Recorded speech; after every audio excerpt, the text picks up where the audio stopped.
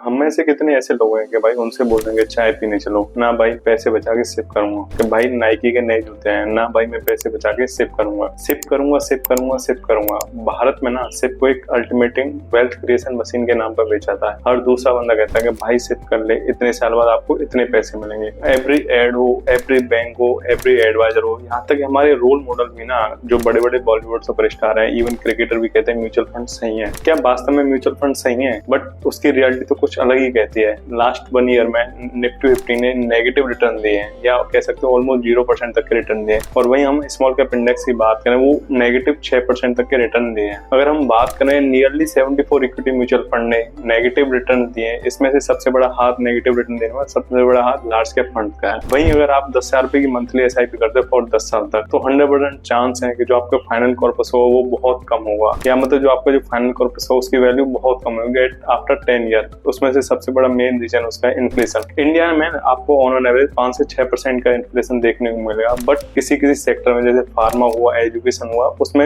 Nearly inflation 10% से भी ज्यादा से हमारी चीजें ग्रो हो रही है। आज इस वीडियो में ना मैं सिप को एक्सपोज करूंगा कि क्यों सिप करना एक डम आइडिया हो सकता है, और कोरोना के बाद म्यूचुअल फंड इंडस्ट्री में या सिप के थ्रू कैसे एक हर्ड इफेक्ट सा क्रिएट हो चुका है। सब बेट चाल की तरह सिप किए जा रहे हैं। अगर उनसे कहोगे भाई क्या कर रहा है, सिप कर रहा हूँ, चल भाई मैं भी सिप करता हूँ। भाई क्या कर रहा है, मैं अपने पैसे को लमसम इन्वेस्ट करूंगा म्यूचुअल फंड में, नहीं भाई मैं भी लमसम इन्वेस्ट करूंगा। नमस्कार दोस्तों, मेरा नाम है सौरभ। सिप सिस्टमैटिक इन्वेस्टमेंट एक ऐसा सिंपल एंड इजीएस्ट टूल है जिससे आप लॉन्ग टर्म में एक वेल्थ, अच्छी खासी वेल्थ क्रिएट कर सकते हो। मतलब आपका कुछ पैसा एक रेगुलर इंटरवल पे हर मंथली कह लो या वीकली कह लो, वो मंथली म्यूचुअल फंड में इन्वेस्ट करिए for a long period and returns depends on the market. But SIP ना एक डंप आइडिया है, क्योंकि इसमें आपको ये नहीं पता होता है जो आपकी जो इन्वेस्टमेंट चल रही है, वो जो आपके पैसे जो इन्वेस्ट हो रहे हैं वो मार्केट के टॉप पे इन्वेस्ट हो रहे हैं या बॉटम पे इन्वेस्ट हो रहे हैं। क्योंकि जो आपके जो मंथली जो पैसे हैं या तो फर्स्ट ऑफ मंथ को कट जाएंगे या विद इन 1 वीक कट जाएंगे। जो पैसे आपके इन्वेस्ट हो रहे हैं वो डिसाइड नहीं कर पाते हो आप, क्योंकि आपने जो सिप है वो ऑटोमेट कर रखी है, आप वो डिसाइड नहीं कर पा रहे हो जो हमारा पैसा है वो मार्केट के टॉप पे इन्वेस्ट हो या बॉटम पे है। इसे एक एग्जाम्पल समझते हैं। सपोज करो कि मार्केट में एक बबल चल रहा है एंड आप कंटिन्यू इन्वेस्ट करते जा रहे हो, उसमें पैसे आप म्यूचुअल फंड में इन्वेस्ट करते जा रहे हो वाया सिप। आप हर बार NAV जो खरीद रहे हो या जो आप यूनिट एक्यूमुलेट कर रहे हो एक इन्फ्लेटेड प्राइस पे एक्यूमुलेट कर रहे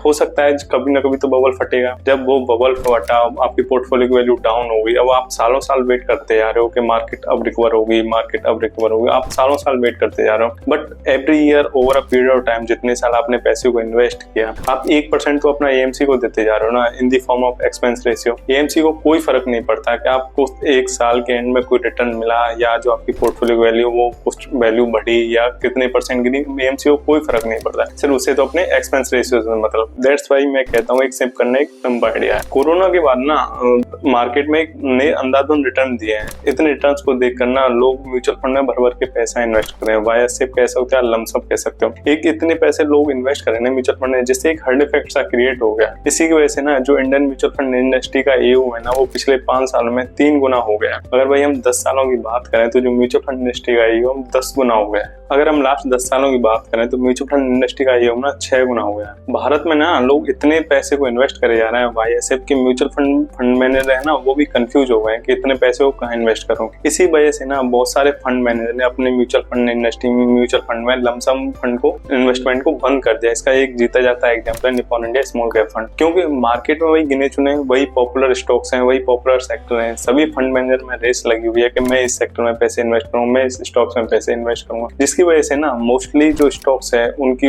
प्राइस ना वो हाई PE पर ट्रेड कर रहे हैं। मतलब उनकी जो प्राइस है ना वो इन्फ्लेटेड हो गई है। जो स्टॉक्स की प्राइस हुई और जो स्टॉक्स की जो अर्निंग हुई, वो अर्निंग ना स्टॉक की प्राइस को जस्टिफाई नहीं कर पा रही है। दैट्स व्हाई इसी वजह से ना साल 2023 में 73% जो एक्टिव मिड एंड स्मॉल के म्यूचुअल फंड है वो अपने बेंचमार्क को तो अभी बीट नहीं कर पाए। म्यूचुअल फंड इंडस्ट्री में ना एक सबसे बड़ा मिथ है कि आप SIP के जरिए अपने पैसे को कभी भी इन्वेस्ट कर सकते हो। आपका जब मन आए तब अपने पैसे को इन्वेस्ट करते हो। इवन सब बहुत सारे बड़े बड़े इन्फ्लुएंसर कहते हैं, इवन मैं भी कहता हूँ, start as early as possible, जिससे आपको कंपाउंडिंग का फायदा देखने को मिलेगा। जो आपकी जो इन्वेस्टमेंट होगी वो बहुत ज्यादा रिटर्न जनरेट करेगी और आपकी जो रिटर्न है वो और ज्यादा रिटर्न जनरेट करेगी। क्या होगा जब आप अपनी इन्वेस्टमेंट को मार्केट के टॉप पे किए जा रहे हो और मार्केट में सडन एक साथ क्रैश आ जाए? तो इसे ना एक एग्जांपल समझते हैं। सपोज करो अगर किसी ने अपनी SIP सितंबर 24 से स्टार्ट की एंड वो कंटिन्यूस 1 साल तक रिमेन इन्वेस्टेड रहता है अप टू अगस्त 25 तक, क्योंकि over a period of time जाहिर सी बात है over a period of time Nifty ने नेगेटिव रिटर्न रिटर्न दिए, ऑलमोस्ट 0% कह सकते हैं नेगेटिव रिटर्न दिए। देन उसके पोर्टफोलियो की वैल्यू ना,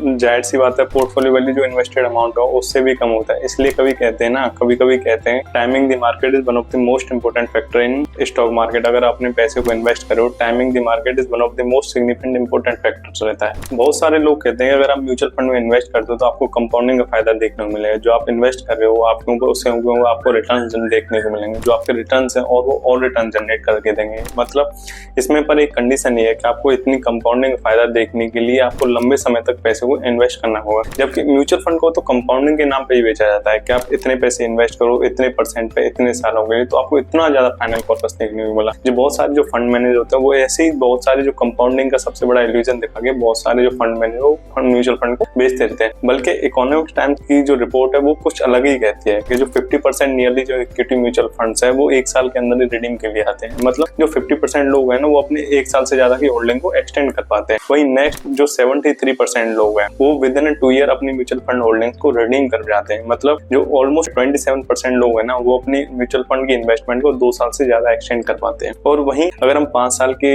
ड्यूरेशन में से बात करें, नियरली 3% लोग ना 5 साल तक अपनी इन्वेस्टमेंट को कंटिन्यू इन्वेस्ट कर पाते हैं। मतलब कहाँ ये जो 50% से स्टार्ट हुआ, 50% से लोग इन्वेस्ट रिडीम करना स्टार्ट हुआ और ये एट द एंड ऑफ 5 साल आते आते ओनली 3% लोग ना म्यूचुअल फंड में रिमेन इन्वेस्टेड थे।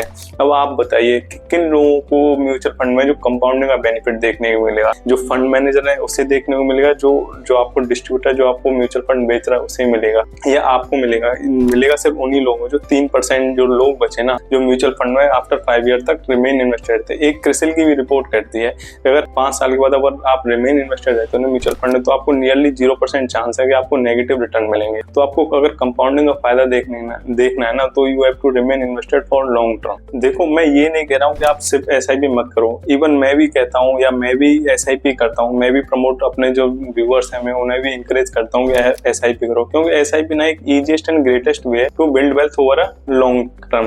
But SIP not is equal to automatic नहीं होनी चाहिए। आपको कभी कभी मार्केट को टाइम करना भी देखना चाहिए कि हर time SIP is equal to automatic नहीं, क्योंकि ऑटोमेटिक ना एक प्योर मिथ की तरह है। But you deserve better than, क्योंकि आप जो ऑटोमेटिक करते हो ना SIP उसमें आपके जो पैसे ना या आप हो वो जस्टिफाई नहीं कर पाते हो जो आपके जो मंथली जो इन्वेस्टमेंट है वो मार्केट के हाई पे इन्वेस्ट हो रहा है या मार्केट के बॉटम में इन्वेस्ट हो रहा है। आप अपना होमवर्क करो, डायरेक्ट फंड्स को चूज करो over regular funds and don't follow the heard, because heard अगर आप हर्ड को फॉलो करोगे ना you will get whatever the heard will get. और अगर आप सैलरीड इंडिविजुअल हो, अगर आपको कोई कंसर्न नहीं है कि अगर मेरे पैसे मार्केट के टॉप पे भी इन्वेस्ट हो रहे तो मुझे कोई फर्क नहीं पड़ता, मेरे अदर्स एस्पेक्ट तो फुलफिल हो रहे हैं, मैं अपनी जॉब कर रहा हूँ, फैमिली को टाइम कर रहा हूँ, देन आपके लिए सिर्फ physical to automatic is better.